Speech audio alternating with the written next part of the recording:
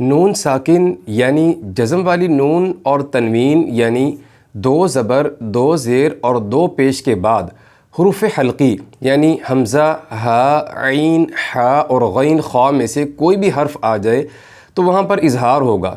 اظہار کا مطلب ہے ظاہر کرنا۔ کس چیز کو ظاہر کرنا؟ نون کی آواز کو غنہ وغیرہ کی طرح ناک میں نہ لے جانا بلکہ حرف کو ظاہر کرتے ہوئے آگے گزر جانا۔ اس کی نون ساکن کی مثالیں کچھ اس طرح سے ہیں، جیسے ینحتون، ینأون، ینعق۔